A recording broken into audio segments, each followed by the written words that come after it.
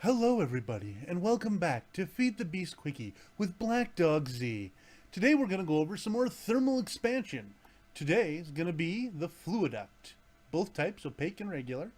The Item Duct, both opaque and regular. The Impulse Item Duct, opaque and regular. Alright, so here's your basic recipes. Copper, hardened glass, copper, lead. Tin, hardened glass, tin, lead. Now this one requires a fluid transposer. You take an item duct, an energized glowstone, you put them in the fluid transposer, and you'll get what you're looking for, which is the impulse item duct. You can do the same thing over here with the opaque item duct, and you'll get the impulse item duct opaque. Now basically, these have a couple of different things they can do. Let's start with the Fluiduct. So with the Fluiduct, you put it down, and it'll transport fluids from point A to point B. It's really pretty simple. Let's just go ahead and, here, we'll just use this machine over here. If I just go ahead and do this, you can see here that the machine is set to output on that side. So you can have it output to that side fairly quick. The other thing we're going to need is one of these hammers. We showed you those before. And with that, you can tell this to output, you can tell it to not connect, or you can tell it to let the machine decide. So on those ones, you can do that. Now in order to output, you will need a redstone signal of some kind. So this is set to output here. Oop. I don't think this machine requires that. I think it will just output. The thermal expansion machines work really well with their stuff. Now you also have the item ducts. The item ducts work pretty much in the same way.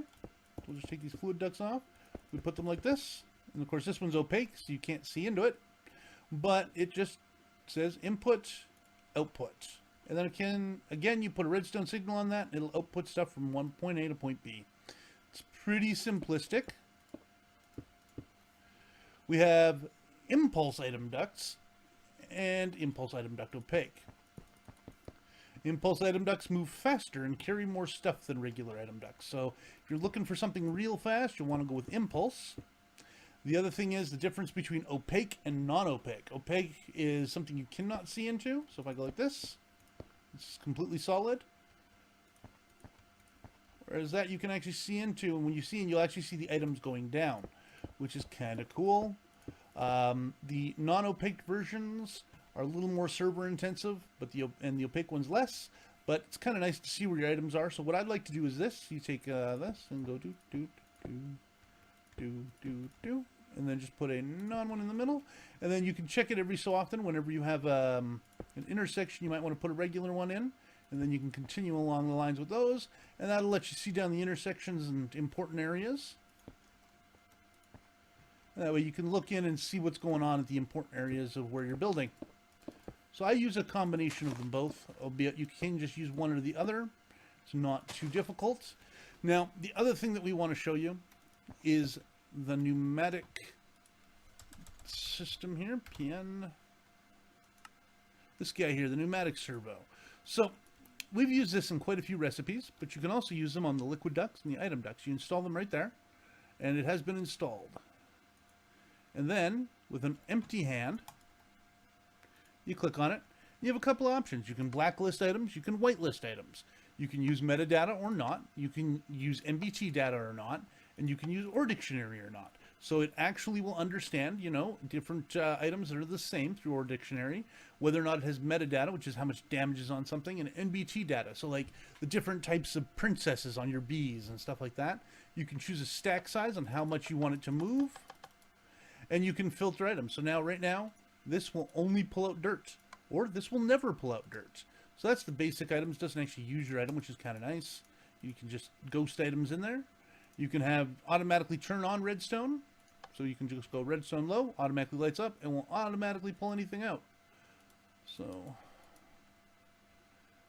as an example, if I just do this, boop,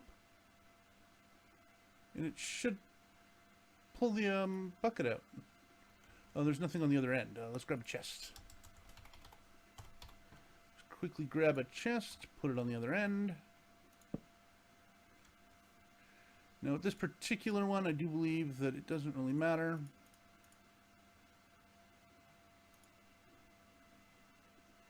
Yeah, so pulled the item out. When you take a look at the chest, it's now in there. So simple enough. This machine's actually pretty cool. Now, some of the cool things that you can do with like liquid ducts and stuff is if you come down here, I've set something just up for us into my little humble abode. So if you take a look, this area is lit up. It has a switch that turns off and on the light. Fairly simplistic. Although it doesn't work sometimes, works 99% of the times. It's fluid ducts. Huh. So I use the clear fluid ducts, and over here I actually have a tank.